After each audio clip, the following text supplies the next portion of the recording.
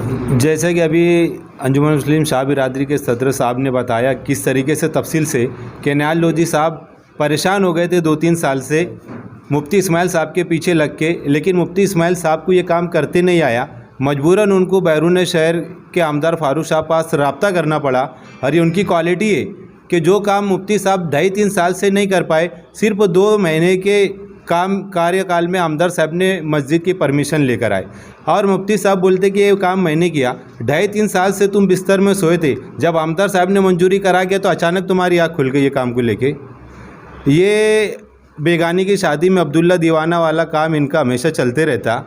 ये मुफ्ती साहब जो है हमेशा क्रेडिट लेने का ही काम करते।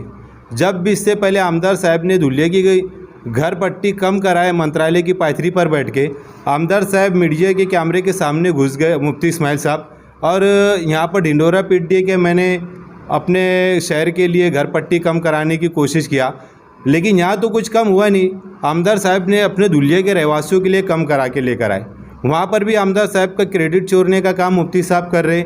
अभी आमीन इशरत मस्जिद का काम आमदार साहब ने किया। अगर आमदार साहब नहीं किए होते तो निहाल लोधी साहब जुमे के दिन उनका इस्तेकबाल क्यों रखे? क्योंकि उन्होंने काम किया आमदार साहब ने। और ट्रस्टियान के ऊपर प्रेशर ला के, दबाव ला के इस्तेकबालिया प्रोग्राम को मुफ्ती साहब ने जो है कि कैंसिल करवाया। और आनन पालन में मीडिया वालों को बुला के क्रेडिट अपने नाम पे ले रहे मुफ्ती साहब। तो मुफ्ती साहब से गुजारिश है कि अपना काम खुद करे और उसका क्रेडिट ले।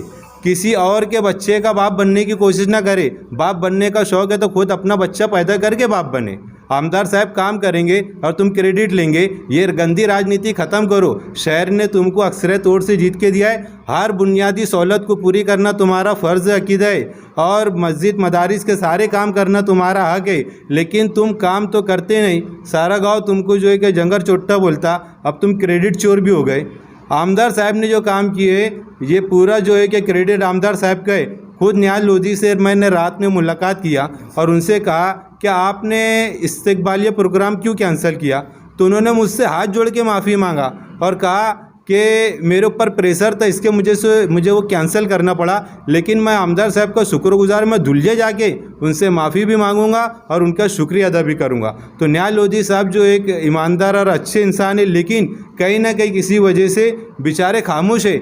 और मैं मुफ्ती साहब से कहूँगा कि अगर आपने किए तो निहाल लोधी साहब से एक बाइट मीडिया के सामने लेकर आ जाए कि वो खुल्लम खुल्ला तुम्हारा नाम ले और आमदार साहब के क्रेडिट को कैंसिल करके बताए कि आमदार साहब फारूक साहब ने नहीं किए। ऐसा निहाल लोधी साहब से आप बुलवा के बता दें, नहीं तो हम बुलवा के बताएंगे कि वो इंसान यही कहेगा कि मुफ्ती साहब क्रेडिट चोरे, असल काम आमदार साहब ने किए। ले तो ये क्रेडिट की लड़ाई नहीं, ये मामले में कोई बात नहीं हुई मुफ्ती साहब से, क्योंकि ये कल का ताज़ा वाक़या है जुमे के दिन का। और ये मामला जब कैंसिल हुआ तो आपने आमदार साहब जो है कि मालेगांव के आयुक्त साहब से ये लेटर जो है कि देकर ये कहा कि मैंने मंजूरी लाया हूँ। मालेगांव की सतह पर, लोकल सतह पर इस मस्जिद की तामीर में कोई दिक्कत नहीं होना चाहिए, आपकी जिम्मेदारी। ये काम आयुक्त के सपुर्द करके आमदार साहब चले गए। मुफ्ती साहब से ताल्लुक़ से कोई बात नहीं हुई आमदार साहब की, ना पार्टी के लेवल पर कोई बात नहीं हुई।